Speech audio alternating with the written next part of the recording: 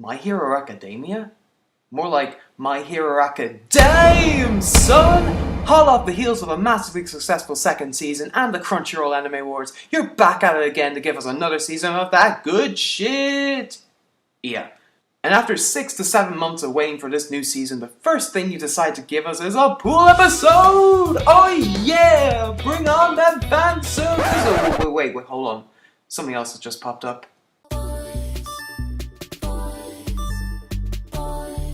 Oh god, don't make me choose! Decoid everyone, I'm IrishAnimeFan and welcome to Anime Initial Thoughts, a series where I take a look at the first couple episodes of currently airing anime and I give my first impressions on them. Today's anime we'll be taking a look at is the third season of My Hero Academia. I don't think this series needs any introduction, as many of you already know what this show's about, and I know I saved this part until the very end, but just to get it out of the way, it's pretty obvious that I too am going to be watching the new season as well.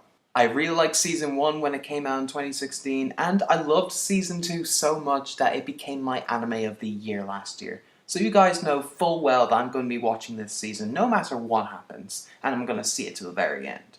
Wait, don't click off the video just yet. I still have my thoughts on what has happened this season thus far, so let's get into that, shall we?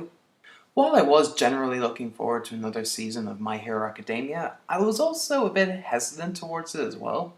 With the second season being successful as it was, and at the rate in which it was and still continues to grow, the third season had set itself up to some really high expectations. Even if apparently they were adapting some of the best arcs in the manga, by the way I don't read the manga so I'm going into this series almost blind here, I was still worried that I wasn't going to meet that standard. And initially my suspicions were kinda confirmed.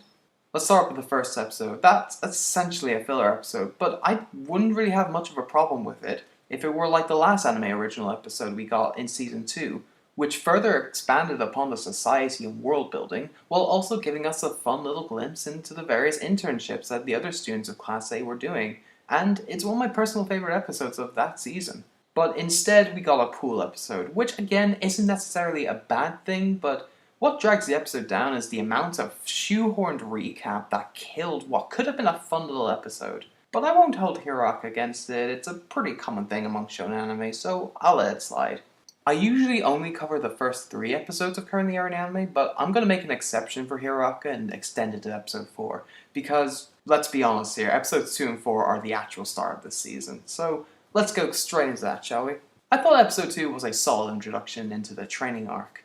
While I did have some personal issues that kept myself from completely enjoying the episode, I thought the episode was a bit tonally inconsistent at points, and the fan service in this episode, well, despite the skit I made in the beginning, honestly the fan service here made me feel really uncomfortable. I don't know about you, but seeing these characters, especially the female characters, that have proved themselves time and time again to be more than just a pretty face, and have gone through so much in terms of character development and growth throughout the previous season, having them be in these kind of compromising situations is kind of insulting to me.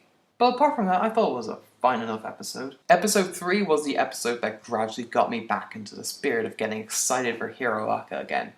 It was better constructed, the tone was more evenly balanced, giving us a good contrast between the wacky insanity of the introduction, that was pretty funny in my opinion, and then the more introspective and the inward-looking aspects that, like with Season 2, it furthers upon the worldview of the series by drawing on different perspectives.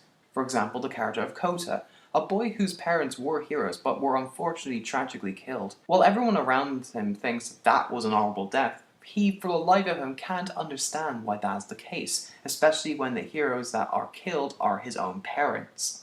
So that leads him to develop a disdain and lack of respect toward every hero he meets, including all the students in UA. This in turn raises some interesting questions about the societal and psychological values of what it means to be a hero, like with what Stain did last season. Which is a perfect segue into what I want to talk about next, which is the villains. And guys, can we talk about how great the villains are for this season? The reason why I think this way is because one of the few complaints I have with Hiroaka in general is the fact that, with the exception of Stain, who's just an awesome character, the majority of the villains aren't that interesting and don't have much of a presence. They appear seemingly out of nowhere at the end of Season 1, and they don't do a whole lot in Season 2 either, so it's kinda hard to care about these villains in that respect. However, with Season 3, this is the best that we've seen of the League of Villains thus far. While we don't know a whole lot about their personalities just yet, just by their presence alone, they're menacing, they're threatening, and they're genuinely terrifying, which is something that I couldn't say for the majority of the villains in the first 2 seasons. They have a real sense of dread whenever they appear on screen. They also strike a good marriage between the destructive nature of Shigaraki and the political ideologies of Stain, so maybe that's part of the reason why I'm drawn to this particular bunch of villains, but either way, I'm really excited to see what they'll do this season. And the final thing I want to talk about before I wrap up this video is episode 4, in which I won't go into spoiler territory here, but just suffice to say, it was brilliant. It was emotional, it was poignant, and honestly, by the end of it, I wanted to burst out into tears. That's how much the episode got me. I feel the urge to go into more depth about the thematics and the subtextual elements of the episode, but this is kind of an initial thoughts video, so this isn't as structured as some of my previous videos, so we won't go into too much detail like that this time around, but maybe in the near future, if people don't get on the bandwagon of making My Hero Academia video again like we did last year, it'd be a bit of an oversaturated market if I suddenly busted my head in right now. But, so, yeah. Anyway, I'll wrap this video up quickly before it become a rambling mess by the end of it. Like I said before, I'll be continuing this new season of My Hero Academia, and I'm really excited to see what they do for this one.